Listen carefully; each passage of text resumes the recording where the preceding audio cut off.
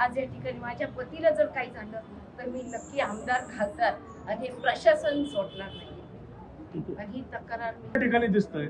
अरे साधे निवडणूक जाहीरनाम्याचे प्रचार पत्रक वाटायला सुद्धा या ठिकाणी पाबंदी आणि आज माझ्या पतीला जर काही झालं ते प्रशासन आमदार खासदार याला जबाबदार राहणार, कारण इतका दबाव आणलेला आहे ना आमच्यावर की एक सर्वसामान्य लहान मुलगा आम्हाला बोलतोय तुम्ही काय करता, कामं काय करता। अरे आमची कामं पहा ना, जिल्ह्यामध्ये पूर्ण जिल्ह्यामध्ये कामं चालू आहेत।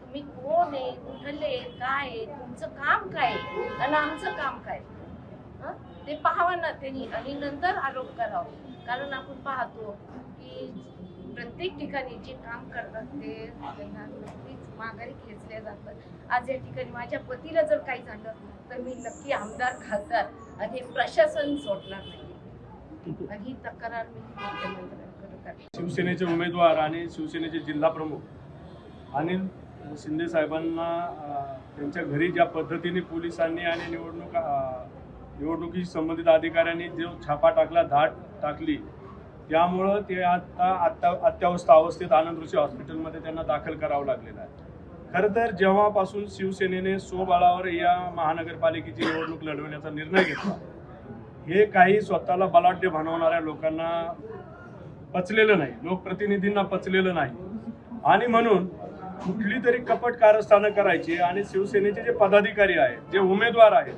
यांना प्रशासनाच्या माध्यमातून कसं लक्ष करता येईल हे पूर्ण अहिल्यानगर शहरात, उपनगरात सर्वत्र सुरू आहे।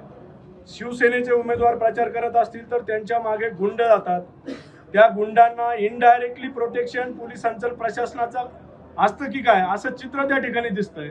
अरे साधे निवडणूक जाहीरनाम्याचे प्रचार पत्रक वाटायला सुद्धा या ठिकाणी पाबंदी आणली जाते। अशा पद्धतीने जर प्रशासन वागणार असेल आणि जर आमच्या कुठल्याही शिवसैनिकांना आणि उमेदवारांना त्यांच्या जीवितात जर कुठलाही धोका पोहोचला, काही तोशीच जर झाली तर आम्ही प्रशासनाला म्हणजे एका बाजूने आवाहन करतो की तुम्ही हे थांबवा आणि निवडणुकीच्या पद्धतीने नियम कायद्याला धरून होऊ द्या।